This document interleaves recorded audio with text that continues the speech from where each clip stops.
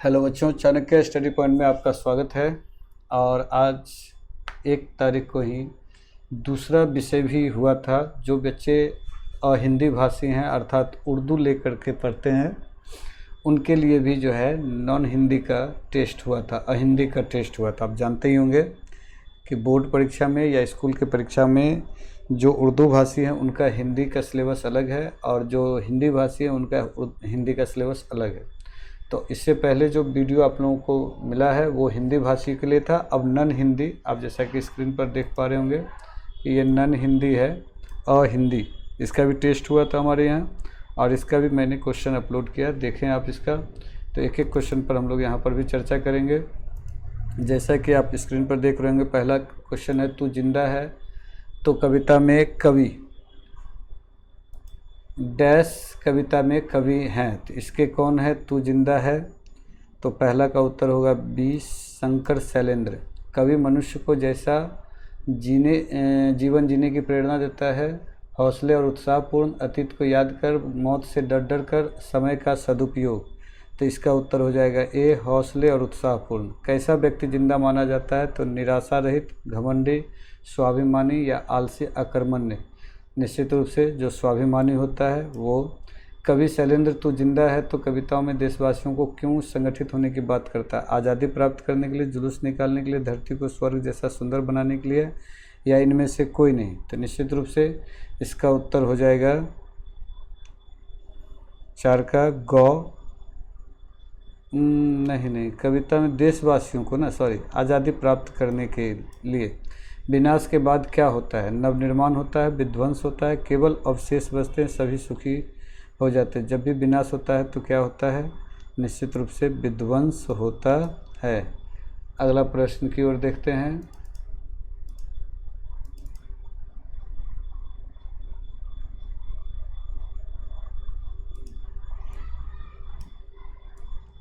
प्रश्न संख्या 6 प्रश्न है तू जिंदा है डैश शीर्षक पाठ गद्य की कौन सी विधा है?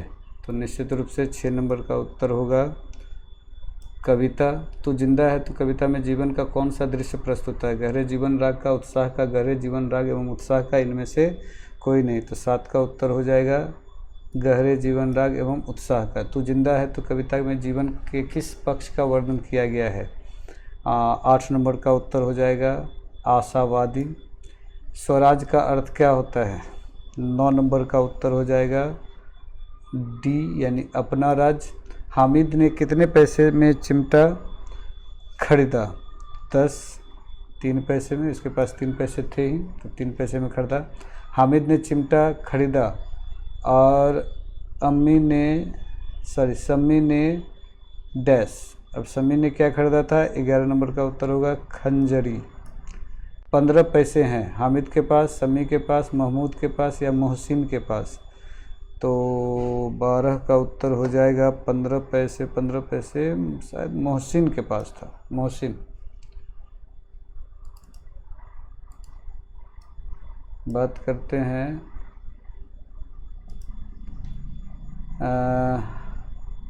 मोहसिन के पास कितने पैसे थे? 13 का उत्तर, जिनसे रूप से यही प्रश्न है। तो 15 पैसे। हामिद की दादी का नाम क्या था? तो 14 का उत्तर होगा अमीना।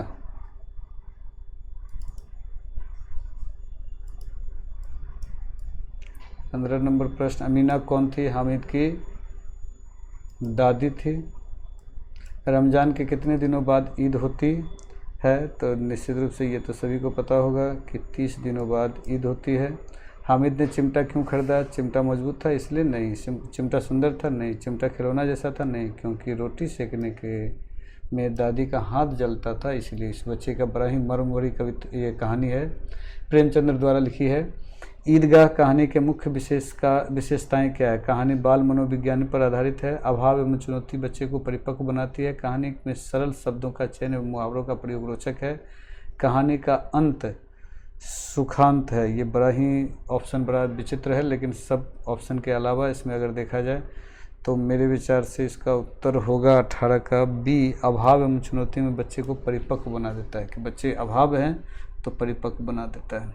महमूद के पास कितने पैसे थे?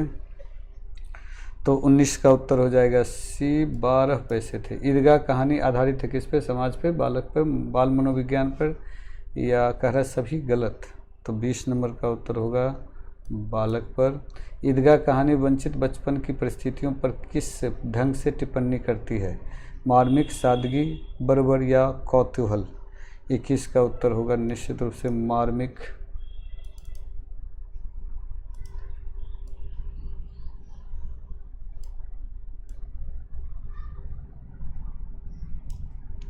बाईस की बात करें, कैसा जीवन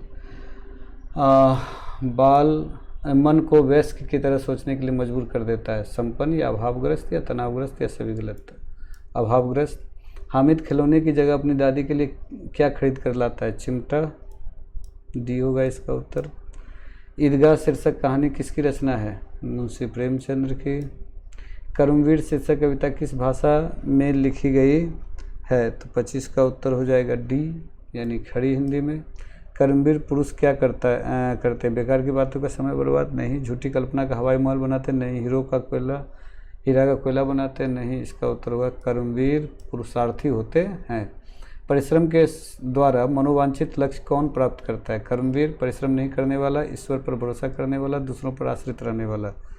तो इसका उत्तर हो जाएगा 27 का ए, कर्मवीर। कर्मवीर कविता के आधार पर आप अपना आदर्श किसे मानते हैं? डॉक्टर राजेंद्र प्रसाद, जवाहरलाल नेहरू, सुभाष चंद्र बोस, महात्मा गांधी। ये बड़ा अलग ऑप्शन होगा, चूँकि सबके लिए आदर्श अलग अलग हो सकते हैं। कोई डॉक्टर राजेंद्र प्रसाद को भी, कोई जवाहरलाल नेहरू को, कोई सुभाष चंद्र बोस, कोई महात्मा गांधी। अगर मैं इसमें उत्तर कोई देता हूँ तो ये निश्चित रूप से मेरे विचार से पूर्ण सही नहीं हो सकता है, चूँकि ये सब पर अपना अपना है। तो यहाँ पर मेरे विचार से महात्मा गांधी ज़्यादा सूटेबल है और सबसे सीनियर मोस्ट हैं, तो इसीलिए इन्हीं को सम्मान दिया जाए, महात्मा गांधी। लेकिन अगर कोई डॉक्टर राजेंद्र प्रसाद मारता है तो वो भी सही इसलिए होना चाहिए क्योंकि उसके नज़र में वो कर्मवीर होंगे। सुभाष चंद्र बोस भी किसी की नज़र में है, जवाहरलाल नेहरू भी। तो खैर ये प्रश्न थोड़ा सा इसके ऑप्शन पेचीदगी थी। बात करते हैं अगले प्रश्न की ओर। 29 नंबर का प्रश्न देखेंगे तो 29 नंबर का प्रश्न है, व्यक्ति की कैसी निष्ठा उसकी सफलता का निर्धारण करता है? कर्म के प्रति दया रहित, अभावपूर्ण या पश्चात कर्म के प्रति? 29 का उत्तर हो जाएगा ए। अयोध्या सिंह उपाध्याय लिखित शीर्षक पाठ डैश है, तो इसका उत्तर हो जाएगा 30 नंबर का कर्मवीर।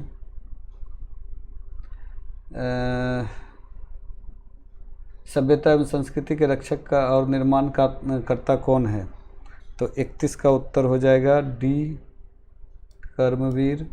कर्मवीर की क्या पहचान है? जो कर्म के प्रति निष्ठा रखते हैं, भाग्य के भरोसे बैठे रहते हैं, आज का काम कल पे टालते हैं, भाग्य को कोसते रहते हैं, जो कर्म पर के प्रति निष्ठा रखते हैं। 33 नंबर, साध्य की महत्ता तभी है जब उसका साधन ही महान हो, उक्ति है, किसकी है ये? तो 33 नंबर का उत्तर हो जाएगा महात्मा गांधी। अब आ जाते हैं ग्रामर में। प्रश्न संख्या 34, भौ का उच्चारण स्थान कहाँ है? इसका उत्तर उच्चारण स्थान होगा बी, अक्ष ध्वनि किसके अंतर्गत आती है? तो 35 का उत्तर हो जाएगा सी। वर्ण कितने प्रकार के होते हैं? तो वर्ण 2 प्रकार के। स्वर वर्णों की संख्या कितनी है? 11। व्यंजन वर्ण कितने हैं? 33। क का उच्चारण स्थान क्या है? तो क का कंठ। उ और दुर्गु और प का उच्चारण स्थान कहाँ है? तो ओष्ठ।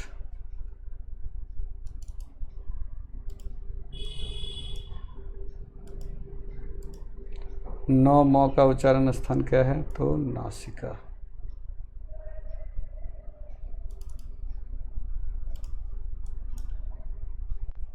प्रश्न संख्या 42, अच्छा विशेषण की भाववाचक संज्ञा क्या है?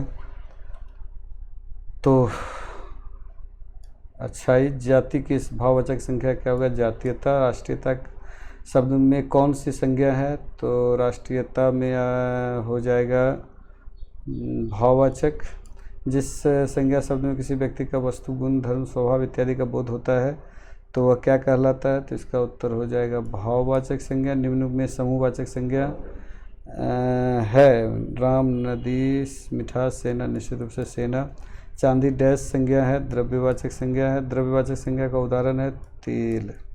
यह कविता मैंने लिखी, इस कविता में मैंने कौन सा सर्वनाम को दर्शाता है? तो 49 का उत्तर हो जाएगा ए, पुरुषवाचक।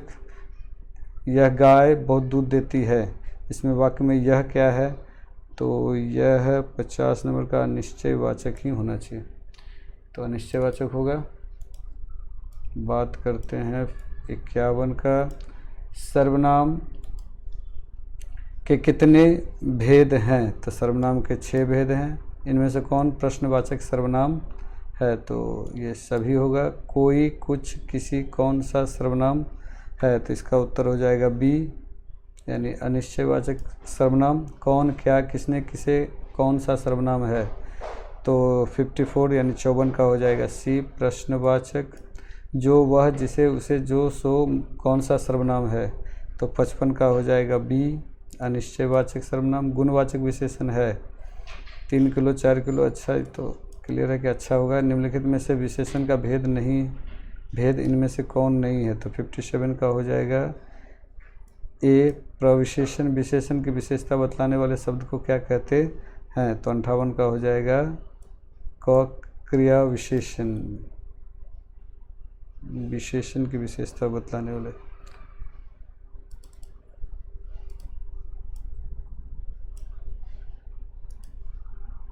परिणामवाचक विशेषण है सुंदर, थोड़ा सा, 4, पुराना। तो 59 का हो जाएगा बी, थोड़ा सा। विशेषण के कितने भेद हैं? तो 60 का उत्तर हो जाएगा सी, यानी 4 भेद हैं।